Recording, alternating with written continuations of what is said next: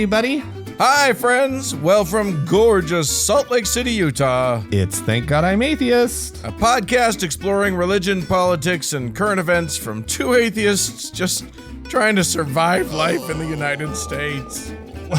I'm Frank Feldman. And I'm Dan Beecher. And coming up on the show today, Dan, we're asking ourselves the question, do Christians and atheists even speak the same language? Right? Look, I think we're communicating with each other when we talk to Christians or when they talk to us. And I think you'd be wrong, Dan, to think that. I don't think that we are. I think that we might not be. And I think it's probably really important to figure that out. So yeah. And we have all of the solutions as always. Yeah. We'll be presenting those to you on the second half of the show. Did you have something else to add, Dan? So I'm just going to say the second half of the show, Frank and Dan Save America. So you're welcome, everybody. If people would just listen to us. Right? We have all the answers. All right. Well, first, before we get to the second half of the show, there's a first half of the show. Wow. Okay. Woo-hoo, we're going to do it. I like that we're doing it in order. That's good. So some stuff happened this week. People said things and did things, and we're going to talk about it. All right. Here's something that somebody said.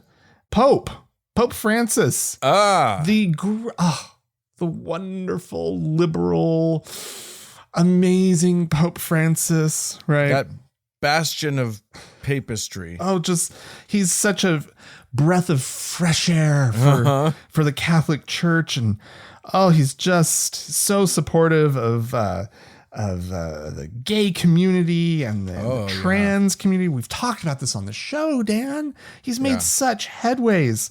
And then the door closes and he starts talking. And behind closed doors this week, the Pope Francis, he was talking about Catholic seminary, right? Like people becoming priests. Right. And he sort of was saying that maybe we don't need gay priests because the seminary, there's already so much faggotry or faggotness, I think is how they were translating it, in the seminary, which is an amazing statement all by itself. Well, right? Except for the fact that he used this word frocagine. And maybe should there have been a trigger warning that we were going to be using the word faggot? Too late now. Sorry. Not a nice word. Retroactive trigger warning. I don't know if those work. But yeah, I was unfamiliar with this word, but apparently it's a Roman Italian dialect word, frocagine. You never used that word when you were in Rome? No, it never really came up. Interesting. However, the Pope, he's a man of the world. Also, Italian's not his first language. Yeah. Right. He literally had to pick that one up. Yeah. And this is something that the Vatican, in his defense, sort of was, the people who were speaking in his defense were like pointing out, this isn't his first language. He confuses words. One of the local newspapers, a major Italian newspaper, was sort of pointed out the fact that he has verbal gaffes in Italian, right? His Italian's not perfect. Sure. But here's the thing. You don't gaff your way into like a horrific slur. No, you learned it from someone, right? Like you've heard this word being tossed around clearly because you picked it up. Yeah. Meaning, and the Pope doesn't just spend a lot of time with taxi drivers and plumbers, right? No. Like he picked this up from cardinals and Vatican staff, right? Exactly. And so I'm just like, cool. So what this exposes to me isn't so much this dark spot, this stain on the Pope's soul. It it exposes something about the Vatican itself, that this is the language that is used behind closed doors and behind the closed doors behind those closed doors. Right. Yeah. Because this got out because it was it wasn't a public meeting, but these were seminarians, right? These were not Vatican personnel. Right. And somebody was recording it and then slipped it to a newspaper's, a media source in Rome that's quite critical of the Vatican. Yeah. That's their main beat, is they cover the Vatican, and they don't hold back when they need to criticize. And then it fed out from there to the national media.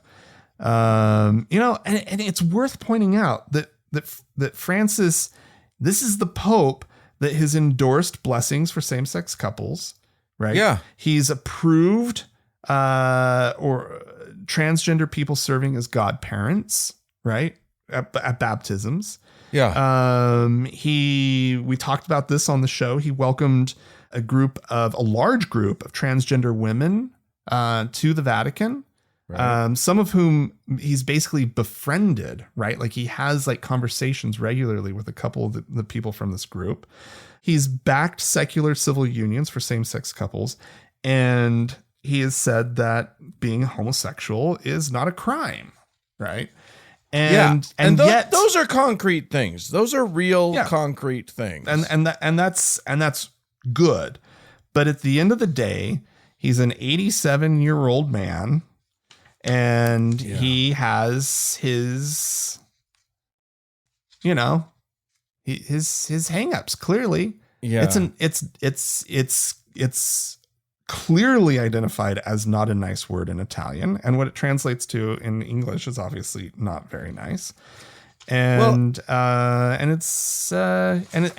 what he was saying about, also, what is he saying about seminary? That he's like, there's already so much faggotness in the seminary. Guess what, without Francis? us adding gay people to the mix. If you get rid of gay priests, you will have no clergy. Like that is the refuge for, like, I mean, I got to think, the percentage of the general population that's gay is what, 5% or 3%, whatever it like is. That. Yeah, sure. I gotta think that the Catholic priest percentage is well over double digits. Yeah, I mean, it's got to be 25%. It's got to be a quarter of them. As a formerly very religious person, right? Somebody who grew up very religious and gay. Like, I get it, right? Like, you're trying to find some sort of escape, right? And the church is meaningful to you, right?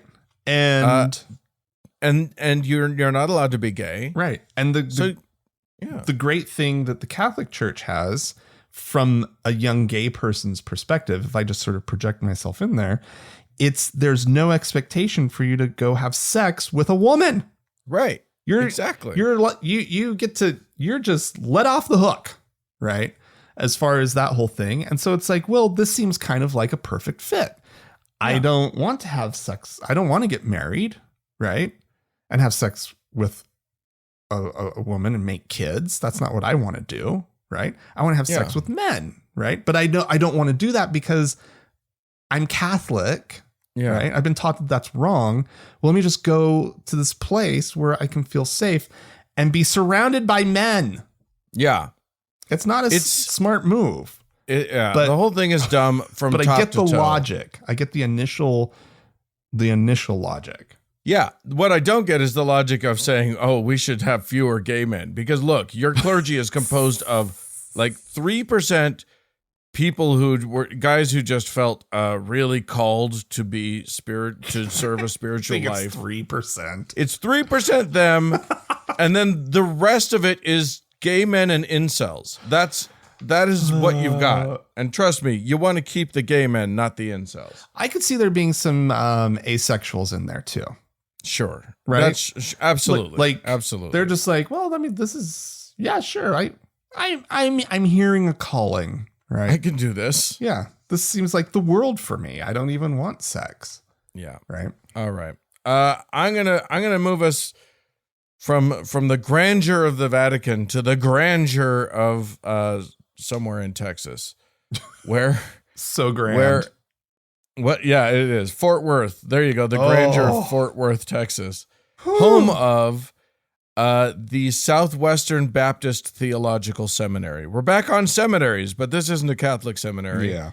This is a Baptist seminary, which is probably worse somehow. I don't know how, but like at least it's co-ed, which is good, I suppose. But unfortunately, when you've got a co-ed school, you're going to have, and oh God, another trigger warning. This is for SA folks, so you can skip ahead if you need to. But you're going to have some sexual assault issues on campus. And that's not the question for the school.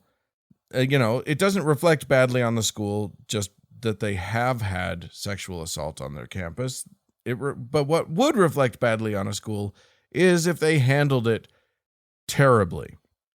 And shockingly, the SBTS did not do a good job in multiple instances because they're following in the tradition of sweeping sexual assault and sort of things that would make them look bad under the rug. So apparently, what happened in this case is, and there's some new details that have come up. This case has been going on for a minute. The FBI has been investigating, and apparently the storyline here is that the school's dean of women, who's a woman named Terry Stovall, had somehow learned about an alleged sexual assault by a student and reported it to campus police, and then also took a record of that, of her engagement with it, because you do that. That's what you do. Apparently the campus police did nothing, did not do a goddamn thing. So that's shameful and awful. And then a few months later, regular police stepped in and actually did something. But when that happened, kind of everybody wanted to know, well, what happened on campus? At which point, the president of the college, of the seminary, his chief of staff, which, calm down, you're not president of the country.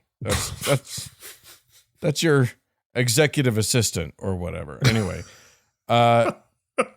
his chief of staff apparently heard about Stovall's documentation of the events and told her to, quote, make it go away.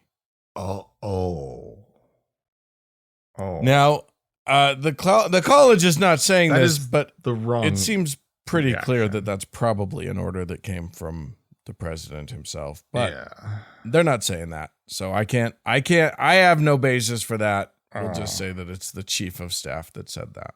Oh my God, that's not good. I'm sitting here, I'm thinking about it. I mean,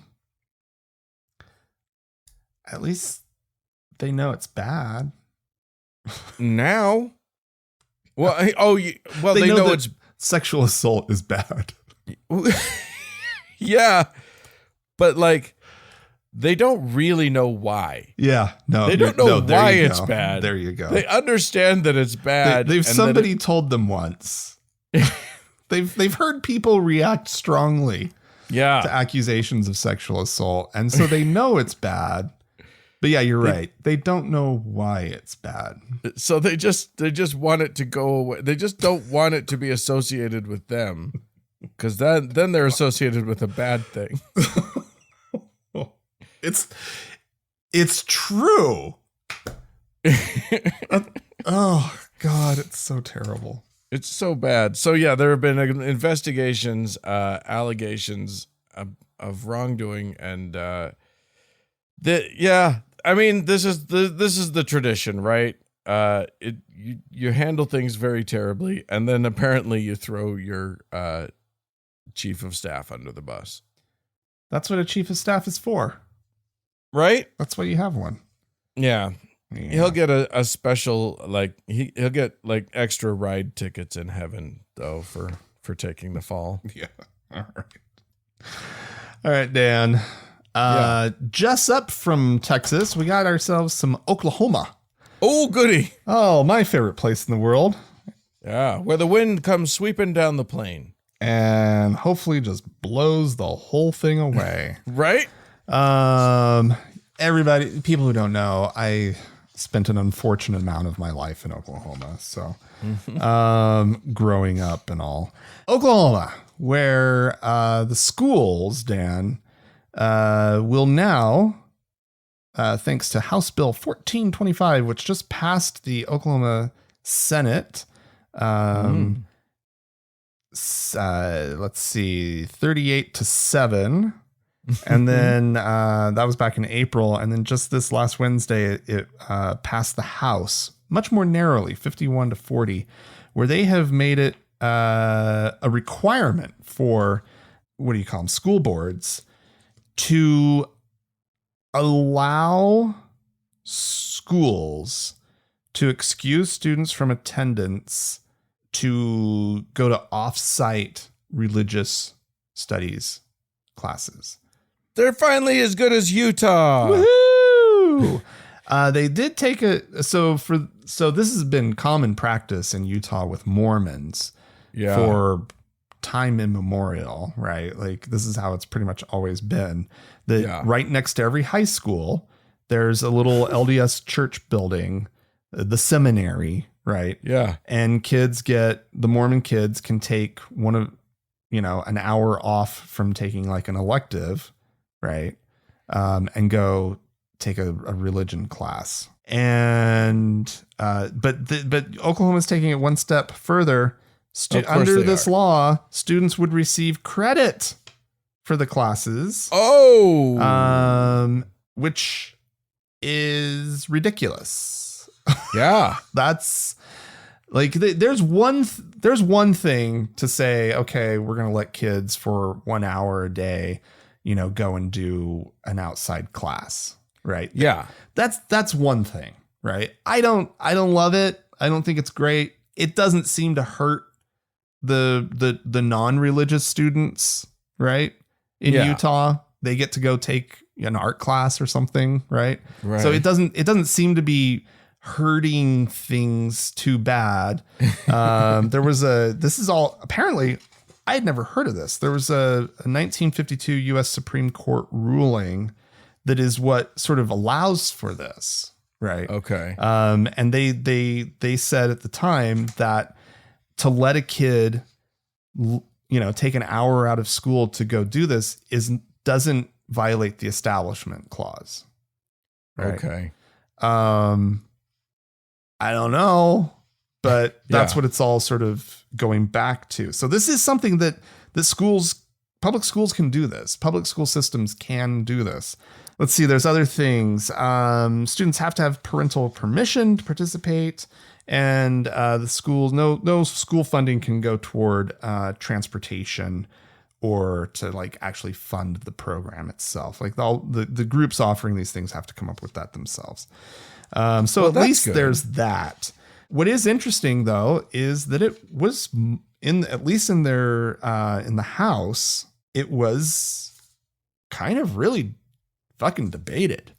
And like I said, it was 51-40, and you had Republicans and Democrats on both sides of this issue. Right. People pointing out all of the obvious problems. Yeah.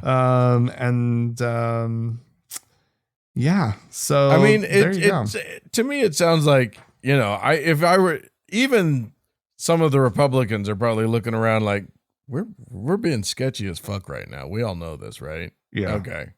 Well, I think their big problem is allowing school credit for this activity. I mean, that's where they're going to get themselves in trouble. And that's where, as one legislator pointed out, that the bill is setting up the school boards to be sued. Absolutely. But they love doing that. That's like their favorite. If they had just held back on that, they would have gotten away with this probably just fine. And I would have gotten away with it too if it hadn't been for you meddling kids.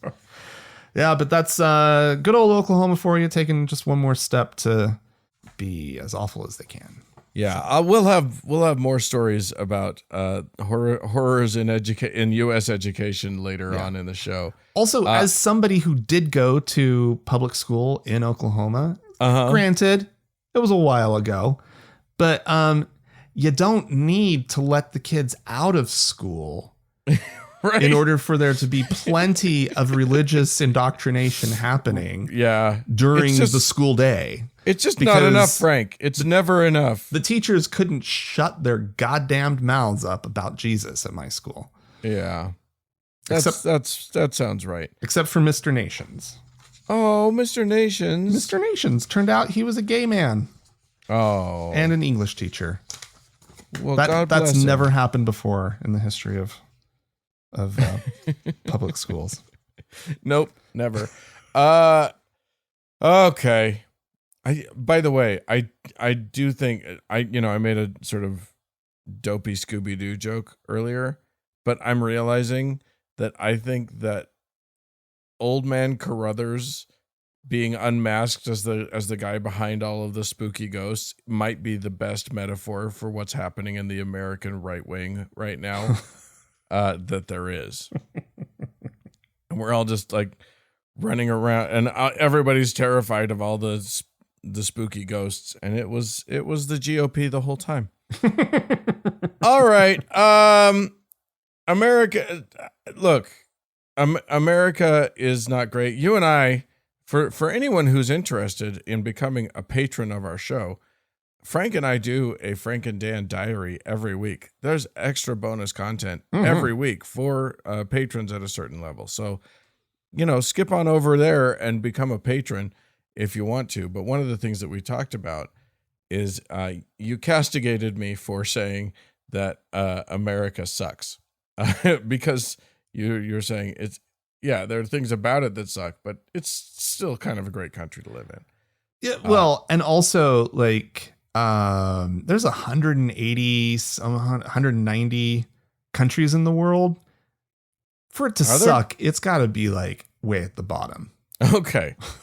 We're at the bottom for a few things, but you're right. But I will talk about a country that is really going through it right now, and that is Haiti. Which recently, their president was assassinated, and like literally roving violent gangs have gone out of their way to try and take over the country. Things are not going well there. Yeah. It's bad, and it's rough, and they need help. But I'll tell you what they don't need. What they don't need is an adorable young 20-somethings white couple from Oklahoma to move there and teach them about Jesus. But they don't need that? They don't need that. And when they got it, in the form of Davy and Natalie Lloyd. Oh, they said just the names. Right? It's the cutest of names. And look, I don't want to make light of this. They've been murdered. Oh. Davy and Natalie were killed on this trip. Dan, you're supposed to make me laugh.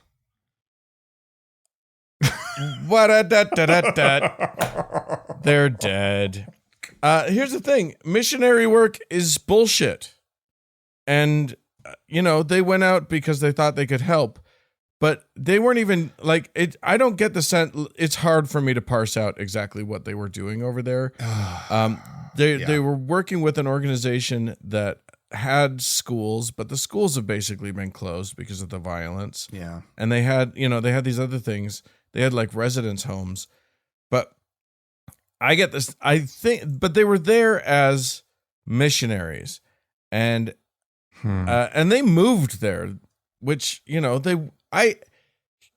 here's the thing that I am so conflicted about, because these people clearly wanted to do something good for a country that they know is in trouble. And that what they ended up doing was something profoundly stupid. Like, just as bad an idea as you could possibly have, and their faith community supported them in this instead of talking them out of it and saying, no, this is a terrible idea. Okay. And I think that that's awful. I think that right now, you know, especially here in the US, we all feel pretty helpless when it comes to some terrible things happening out in the world. Yeah. But we shouldn't go there. Like, white saviors are not what is needed in these places. Yeah. It's, you know what I mean? Like, and that's not even, like, that term is sort of racially coded, and it makes sense for it to be, but it's not even about the race thing. It's just, you know, people from a wealthy country are not what's needed in countries that have problems. Like, you just become another problem for them to deal with. Yeah. So that sucks. And it really sucks that these kids were killed, apparently by what was described as, they were kidnapped first by a gang of 3 trucks full of guys. Good Lord. And yeah, taken away and then subsequently killed. I think the idea was originally that they were going to be ransomed. I don't know what went wrong in that, but yeah, I mean, whatever goes wrong with it, I mean, it's such a great plan to start with, right? Like, yeah, of course it's, yeah. Anyway, yeah, that's awful. Yeah, I guess the only thing you can really point out is that they just should not have been there in the first place. They should never have been there. Yeah. They should never have been anywhere near there. Yeah. Well, you know, the Caribbean is nice. Go somewhere. Right, but Haiti's a disaster. Yeah, like an absolute disaster right now. Like, and there's no excuse for two cute kids just aren't going to get anything done that's going to be meaningful in any way. Yeah, and like, we Americans who don't understand we don't understand the culture, we don't understand the background, we don't understand anything of what's going on there, except sort of only the broadest of strokes. Yeah. We're not going to be able to contribute meaningfully. Right. But the thing is, and they might have been even aware of that, but that's the problem with a calling from God. Yes. Right? That's like against all reason, against all rational thought. Anybody telling you that this is just a bad idea, it doesn't matter, because if they're going on a mission to a place like Haiti, they heard the call, right? Yeah. Like, I haven't read the article, but I can just tell you they were following a calling from God, right? To go and do good in the world. And that's, boy, it's a recipe for disaster. And we, yeah. Like, yeah. Well, at best, you know, you've just sort of done a complicated job helping a few people while not really changing anything. Well, but the thing is that because of this calling, they think that that God will give them skills that they just don't have, right? Like, right. What was that documentary? I don't even know if we ever talked about it on the show, but the young woman who went to I want to say Ghana. Oh yeah, we talked about it. Yeah, where she basically ended up thinking she was a doctor. Yeah. And it's absolute insanity. It's a great documentary, worth picking out. I haven't seen the documentary about it. We picked up the story several years ago. Oh, the documentary is fun. Well, not fun. It's absolutely horrible story, but it's a pretty well done documentary, and it leaves you in a very interesting mindset because she was definitely wrong to go do it, but nobody really comes out as there are no heroes, right? And there's a lot of different players in the story. It's actually really good. I wish I had the title at the top of my head so I could recommend it. But anyway, I bet you could find it. Ghana missionary doctor documentary. Search for that. You'll find it. All right. Let's keep going because we got to get away from the depressing part of the show. Oh, well, Dan. God damn it. No, it's Pride, everybody. Oh, okay. Hooray. Pride is happening this month. And the Pope is saying gay slurs. It's Pride. Hooray. Yeah. Let's see. I'm going to go to Los Angeles. What could go wrong with Los Angeles and Pride? I guess if you throw into the mix a Christian lifeguard, that works for the city of Los Angeles and their public beaches. And he's actually worked for the city for like 22 years. His name is Jeffrey Little, and he is suing the city of Los Angeles for severe emotional distress. Oh, severe. Wow. Severe. That's a quote, severe emotional stress, end quote, after he was stationed near a pride flag last year.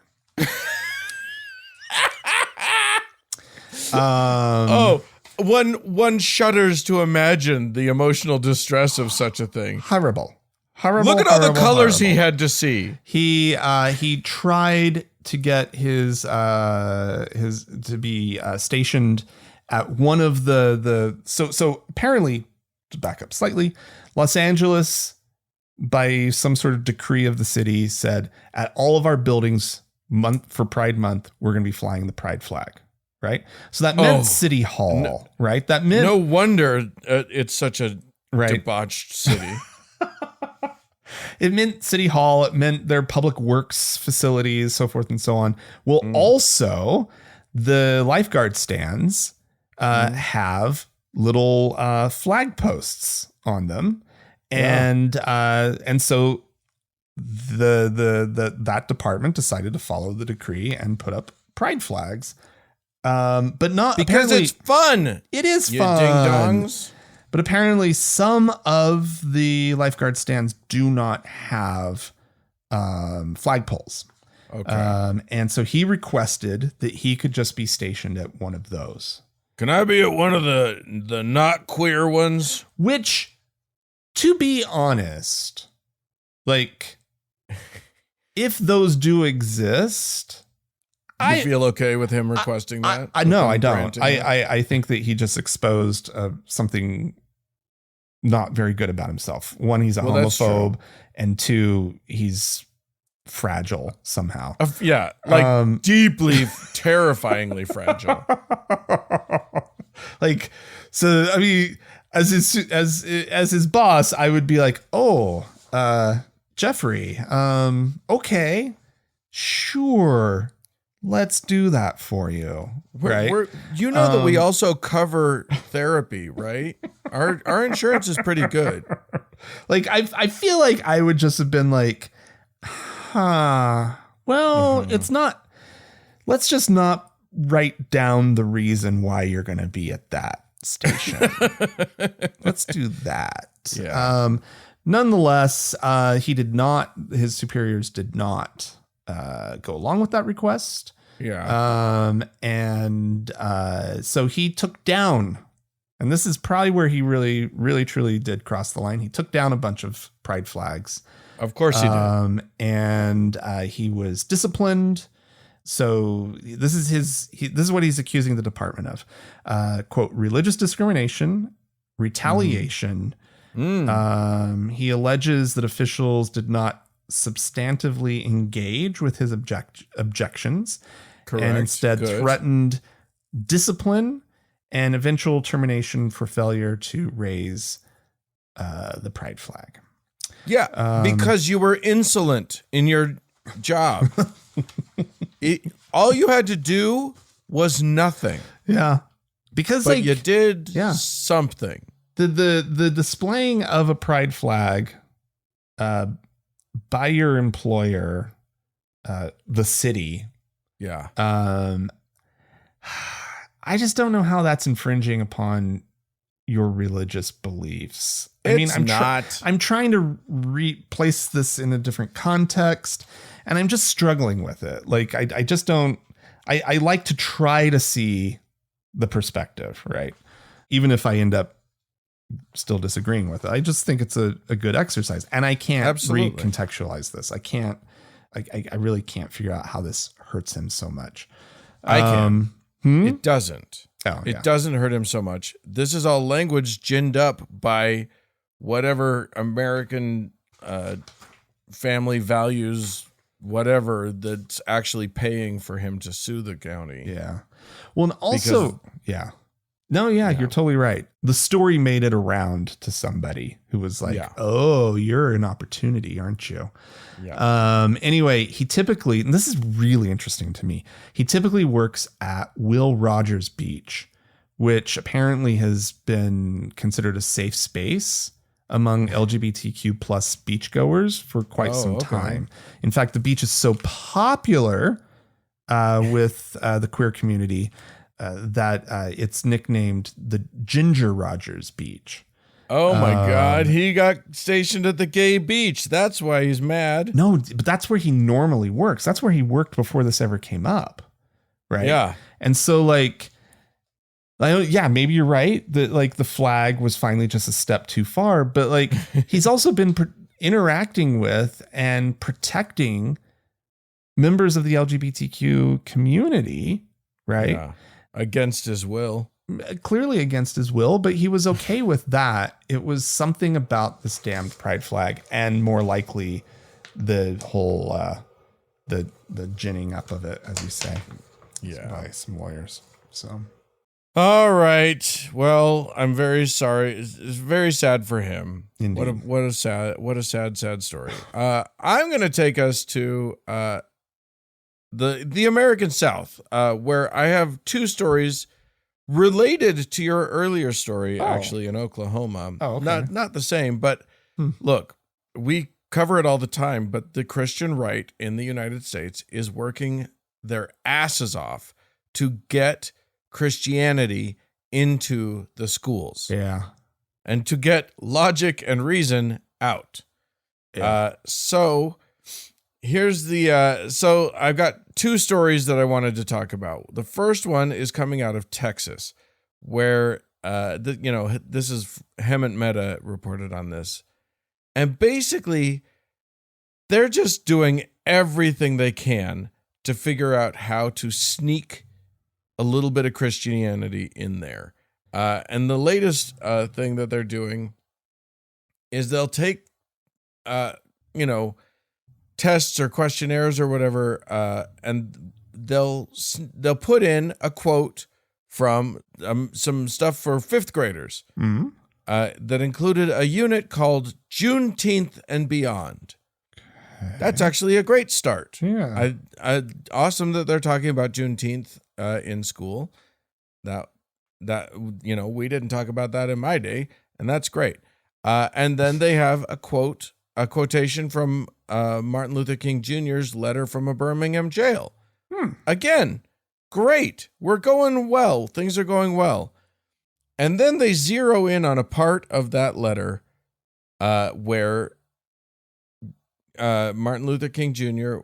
basically was talking about civil disobedience, because the letter is addressing the call for people, from people even on his side to say, hey, chill out, stop doing so much civil disobedience, and just let's just work through the proper channels and blah, blah, blah.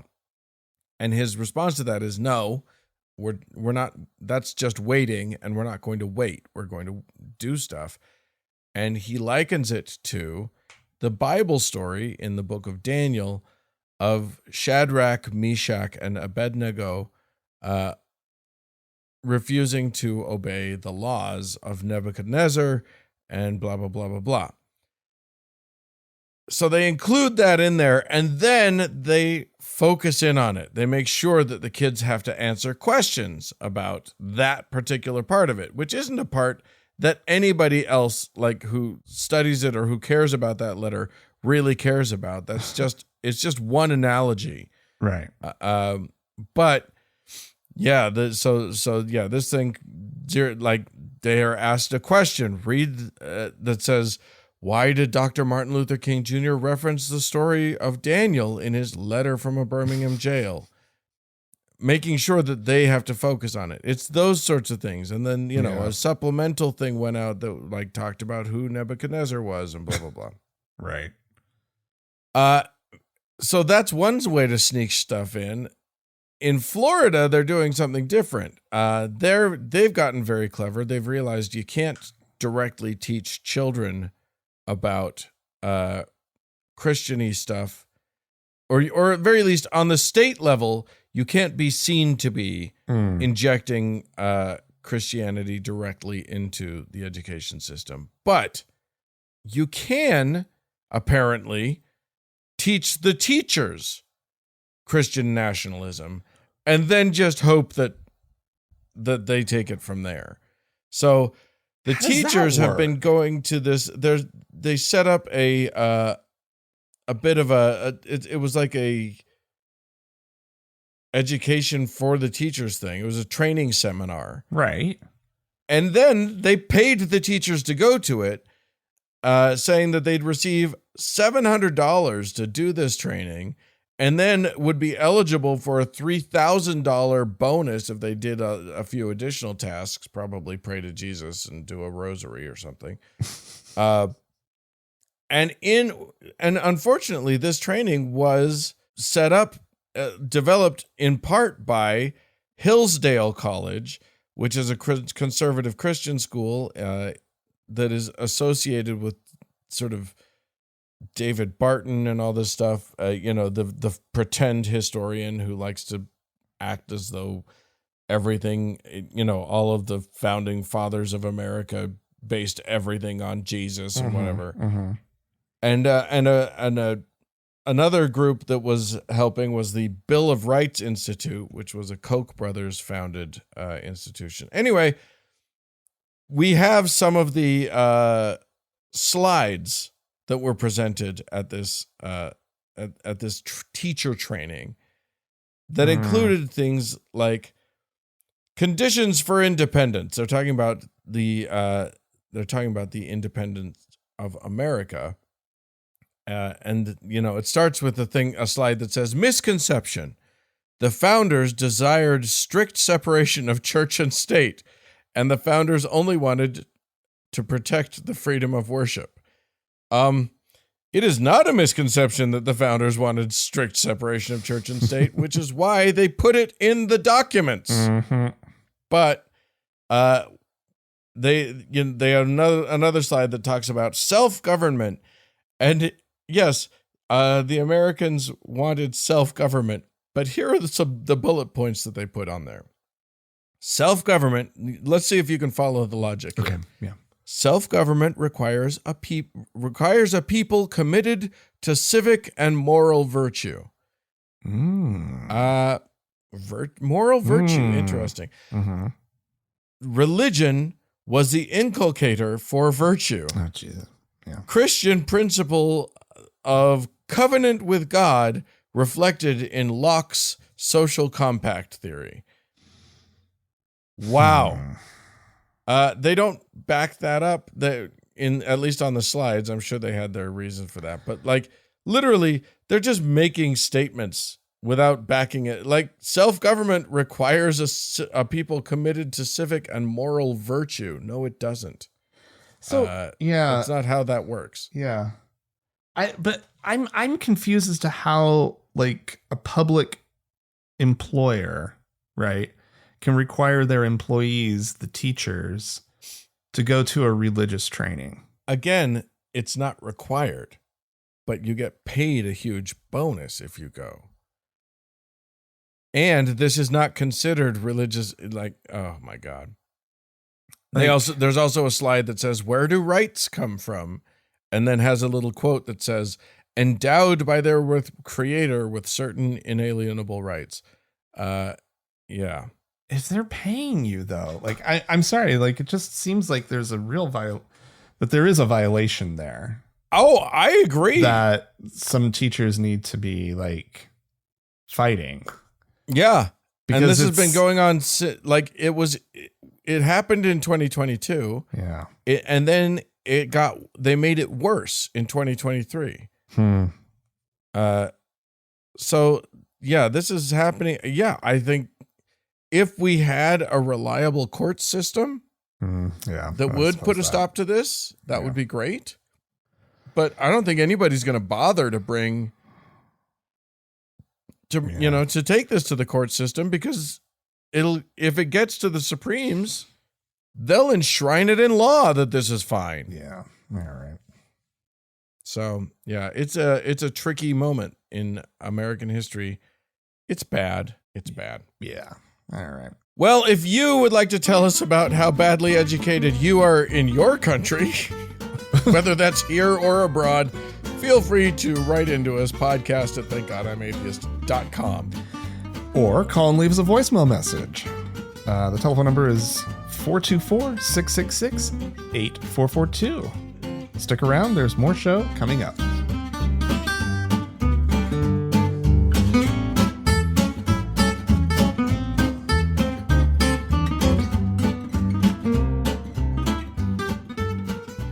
Well, Frank, we had some folks write into us, and so let's get straight to that. This is from Nick, who says, "Hi, Frank and Dan. On your last show, you addressed how the nuns and atheist numbers for Gen Z have been backsliding a bit.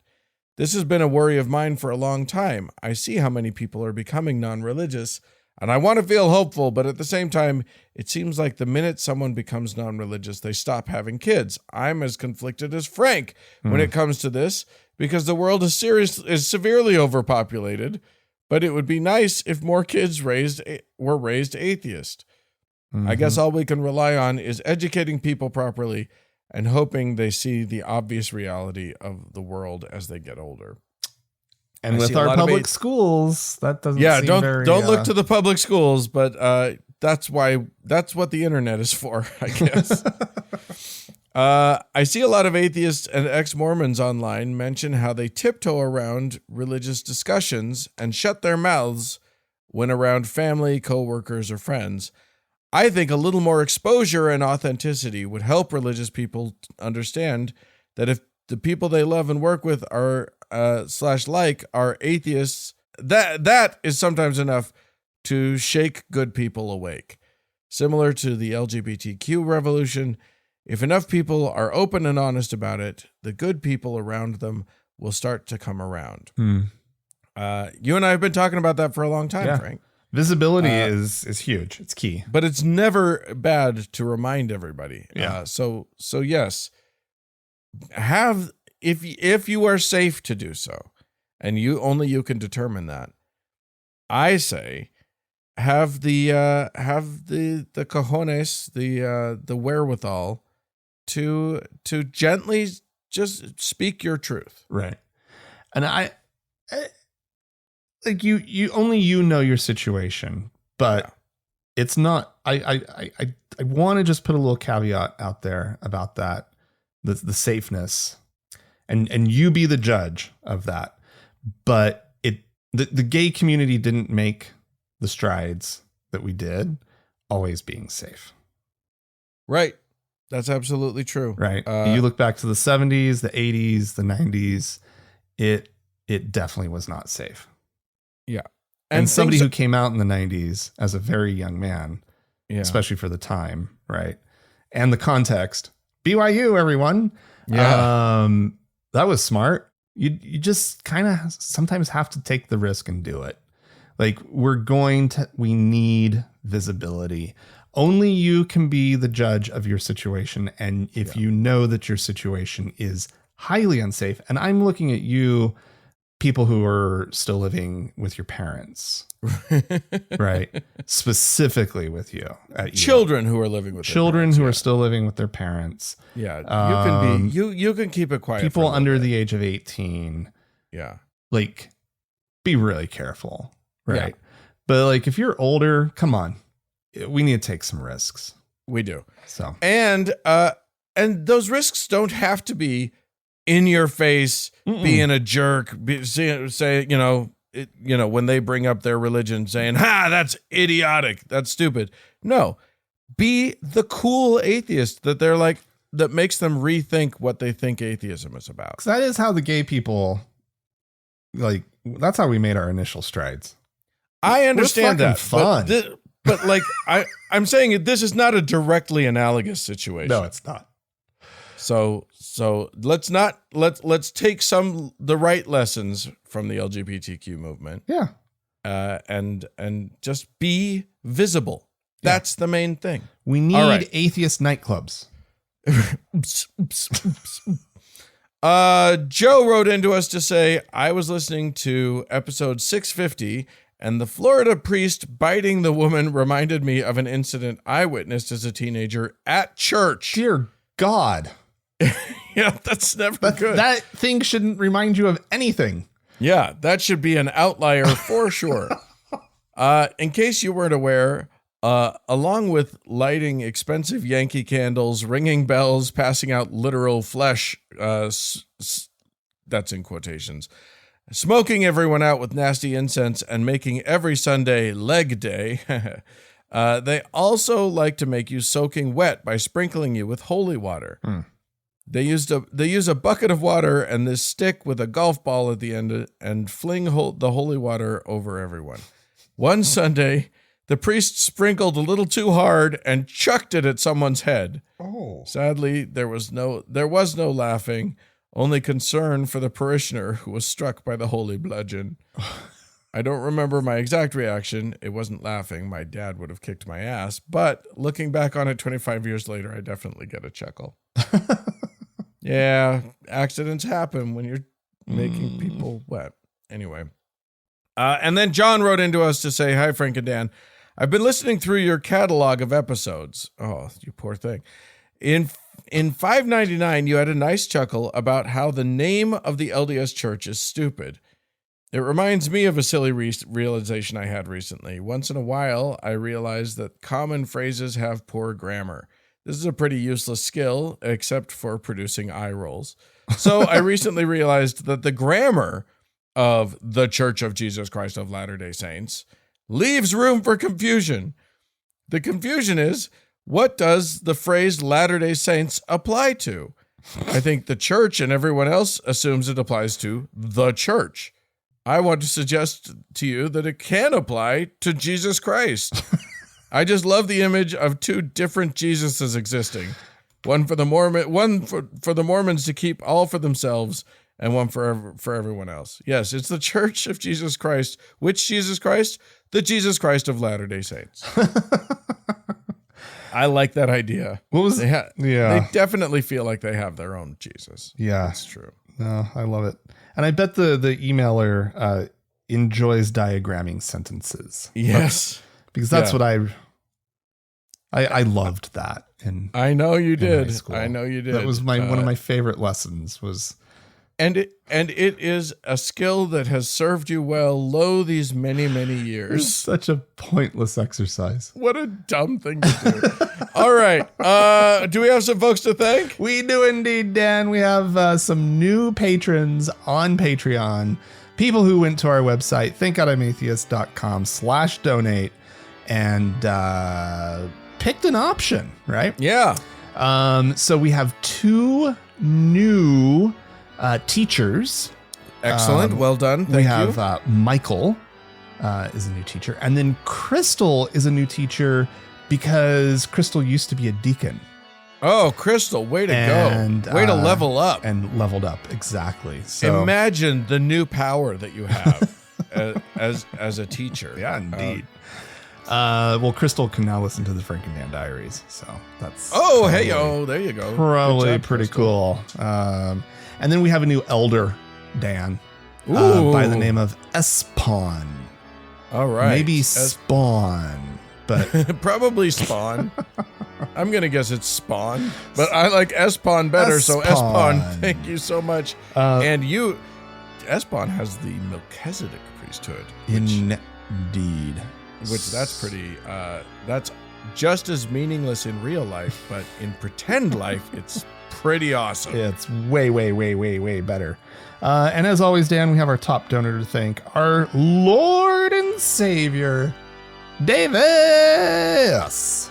More show coming up.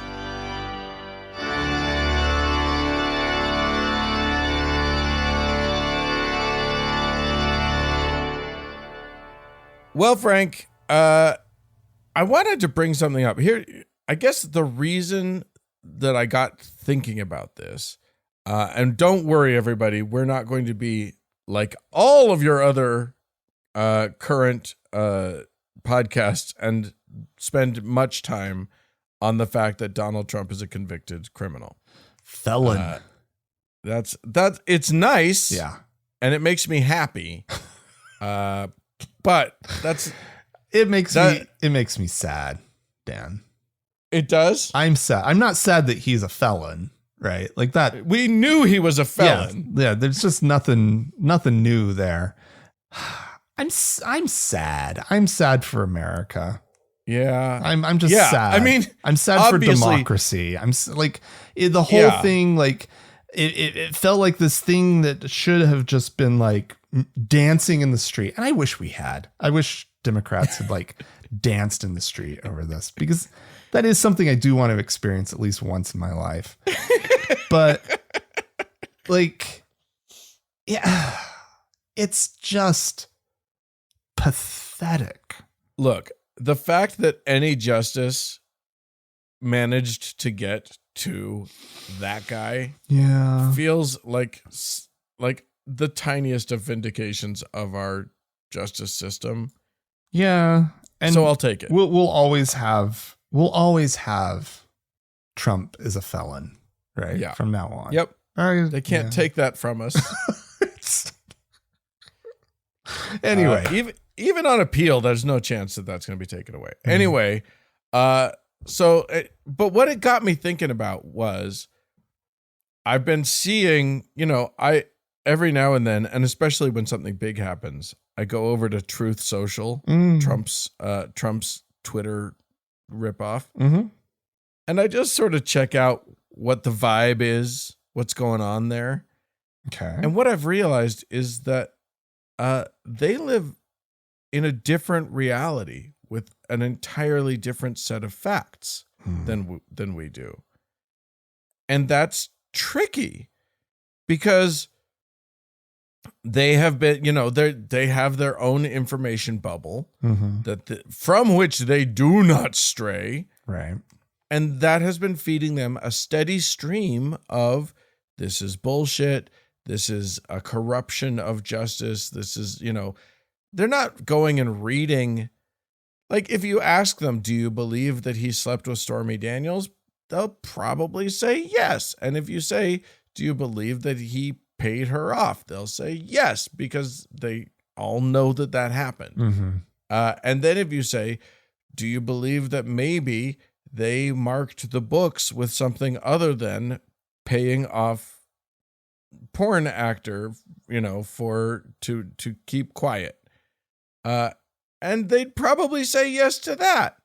And if you ask them, does it make sense that maybe he did it so that the story didn't come out during the election? They might even say yes to that. And then if you say, so do you see that that's a crime that he was convicted of? They'll be like, travesty of justice. This wasn't against the law. It's unconstitutional, X, Y, and Z. And it's really weird when, and this also occurred on a friend of mine, a friend of mine posted on Facebook how excited she was that he was convicted. And then a friend of hers popped in to say, I hope you're not actually excited about this travesty of justice, this unconstitutional blah, blah, blah. And it's just like, oh shit. You and I don't even share, we don't share any, it's not the same reality. Right. We don't have the same base layer of facts to work off of. Well, I remember when they went after Martha Stewart, right? And I mean, what a fucking sham. Right? That woman, She did nothing. All she wants is for our homes and meals to be beautiful. Yeah. That's all she wants. And she only wants good things in the world.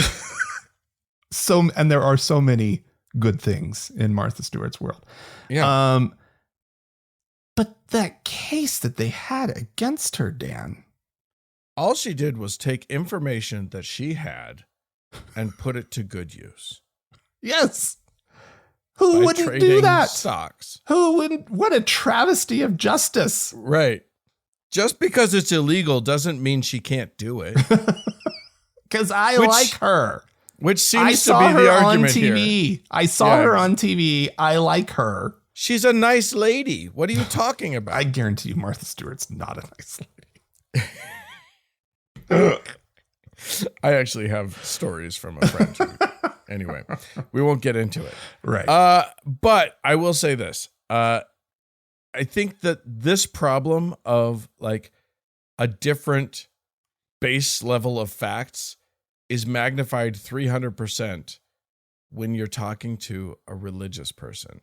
Mm-hmm. And these days, like that's sort of, the Venn diagram of, religious people who don't make sense and right-wing Americans who don't make sense is a circle. But I've been doing TikTok lives, where I just sort of go live every now and then and interact with people. And one of the things that I've been doing for my lives is I look up articles that say things like 12 Bible scriptures to share with your atheist friends, or, it's usually something like that. Mm-hmm. And what I say is I'm just going to read these honestly and then tell you guys if you should actually share these with your atheist friends or not. And the answer is no, but not because, I am against proselytizing. Mm-hmm. Please leave us alone. But also, like, the main reason that these are terrible, terrible scriptures to share with your atheist friends is universally, without exception, at least as far, I've only read, 2 or 3 of these articles, but mm-hmm. none of those scriptures will mean anything to us. Mm. They always require you to already believe in the book in order for that verse, that scripture, that whatever, to have any meaning in our lives. And they can't see it. Like, do you have any of them, or is it just pointless even to read? But like, I'm just kind of curious what they let me pull contextually it up. how, like, I need to hear how far off they are. Right. All right, here we go. Okay. 11 Bible verses for non-believers and atheist friends. This is from the Deseret News. That is the Mormon newspaper. All right. And it starts with John 3:16. This is the one that you'll see people like holding up in sports arenas or whatever. They just have the words John 3:16. And they hope that you'll be so curious that you'll go and look it up. It's also like on burger wrappers at like In-N-Out Burger or whatever. Right. Is this for God so loved the world? Yes. Okay. That he gave his only begotten Son, that whosoever believeth in him shall not perish but have everlasting life. I don't believe you.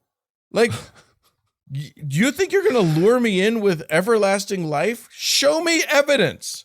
Why would that be meaningful to me? Like, what the fuck are you talking? Like, that can only be a feel-good scripture. Yeah. If you already believe. If yeah, you don't already believe. Yeah. Like, if you're like what a is that last supposed Christian, to do for us? maybe that's good for you. But that's not good for an atheist. Yeah. What will sharing that with me do? That's not going to do anything. I'll give you another God one. loved the world, Dan. Yeah. that he let his son be brutally murdered. Yeah. I'll give you the next one. This one's also, I think this one is actually the one that's on the In-N-Out burger, like on your French fries or whatever. Okay. Revelation 3:20. And by the way, if you're sharing Revelation with your atheist friends, you're in trouble because that book is bananas. There's nothing that, like, you better hope they stick with just this verse. Because if they keep reading and it's like, and he opened the seventh seal and, you know, monsters came out of the ocean and everything turned into blood and the moon exploded and blah, blah. It's like, you're not going to convince us of anything with Revelation. But it does have this line. Behold, I stand at the door and knock. If any man hear my voice and open the door, I will come into him. I will sup with him and he with me. And that's supposed to be like, yeah, if you seek out God, God will be there. Okay. I took them up on that one. And guess what happened? Not a goddamn thing. Already tried. Thanks.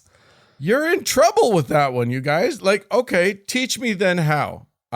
He's knocking. I'll open the door. Where's the latch? Show me where this door is. I'll open it. I'll let him in. I'll have a chat. We can sup. I'm down with supping. But you just show me how. Oh, it's just in my brain. Oh, it's just in my heart.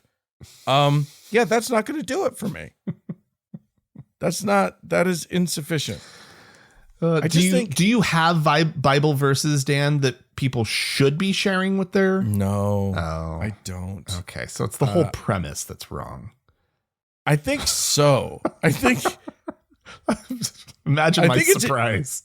Yeah, I think I just don't. I don't know what the problem being that, like, you first have to convince me that this book should mean anything to me, right?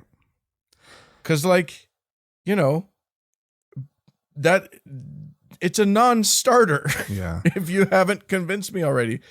But I think they genuinely can't see that. Huh. There are multiple of these articles out there, you know, written by pastors and written by whatever. Yeah.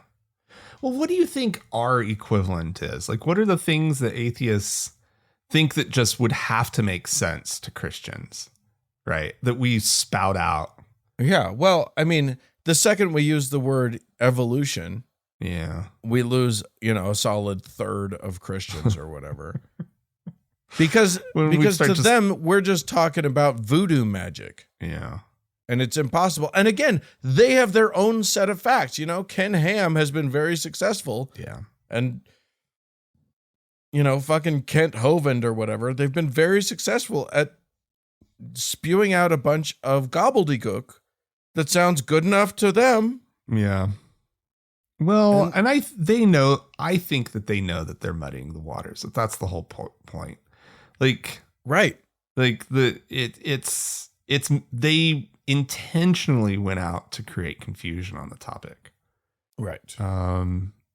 So like, again, when you can't agree on the base facts, yeah, on, like, sort of if we can't all agree that, like, you know, the earth is a sphere and it rotates around the sun. If we can't agree on that, right, we're not going to have a good conversation about, you know, cosmology or whatever. Sure. Or it's just like, and I think that we as atheists need to be more cognizant of this fact that, like, we're trying to have conversations with people, and we may be assuming that they're coming from a position that at least acknowledges certain basic things that are very basic to us, that are very standard to us. And we might want to check in on that first. Yeah, I know. But just going back to Trump, right? Like, the things that I think are so shocking are that Christians, you know, the whole Christian support of Trump is just so mind-boggling to people on the left, right? Because like like we get that they have like this, that they know they're in some sort of weird bargain, but like they fucking hated Bill Clinton for his infidelity. Right. And like the stuff that Bill Clinton was up to was pretty tame by comparison. Right. Or maybe maybe it was the same. I don't even know. Right.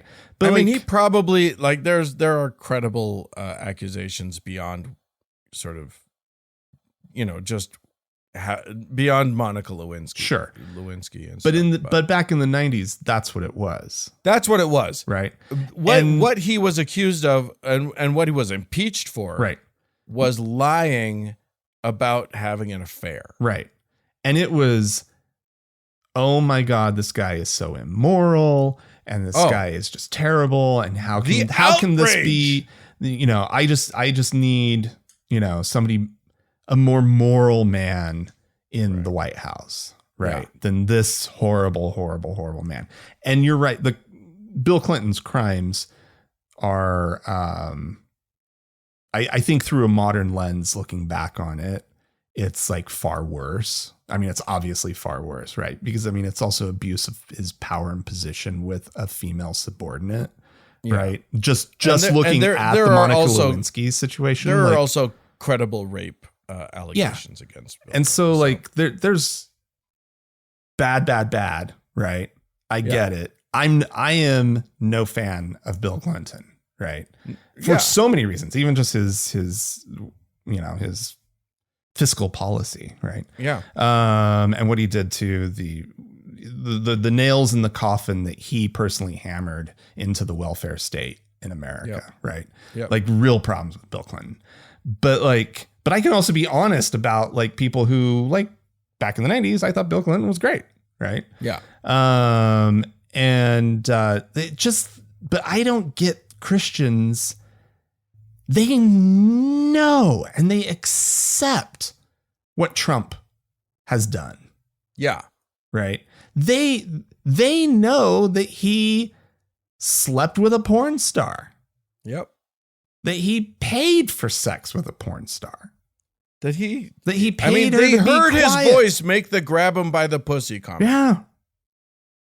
And it's just like, that's what blows my mind. That's why I can't talk to Christians, because it's like, you guys don't even believe what you believe. Right. You betray everything in order to get prayer in schools, to get the Supreme Court that you always wanted. You've betrayed everything that you've ever stood for. You're a bunch of fucking hypocrites. How can we have conversations that are about the direction that this country, the real problems this country faces, and the direction that the country should go, when that's who we're having to talk to? Yeah. How do you have that conversation with those people? Right? They will give up anything for an ounce of political power. Well, including their most cherished, like ideals about who their leaders should be. Right. Yeah. It's because disgusting. Yeah, you're right. The same people in the 90s in a different sort of political and social and environment were screaming about morality and we need moral leaders in the office. Right. And they're, now that none of that matters to them. Right. So there you go. Sorry, I undermined what's your the whole conclusion thing. here? I don't even know what our conclusion is. I feel like maybe I swooped in and was just like, there's no way to have a conversation with these people. Fuck the premise. fuck all of this. We're nuking everything. Dan, Dan, you go try right ahead, Dan, and try to have your little conversations. It's all worthless. It's a fool's errand. Oh man. Well, there you go. Maybe you guys, here's what we'll say. You guys sort us out. We need your voices to help us understand what the hell we're even talking about at this point. Do you think that you can talk to Christians effectively Do you think that it's over? Do you think the dialogue is it's done so over in the world? If you do, feel free to write into us, podcast@thankgodimatheist.com. Or call and leave us a voicemail. We'd love to hear your voice. The telephone number is 424-666-8442. To support the show, go to thankgodimatheist.com/donate. Our show is edited by Roger Gowdy, and music was provided by the Red Rock Hot Club and Gordon Johnston. Thanks to everybody for tuning in. We'll talk to you again next week. Thanks so much. Bye-bye.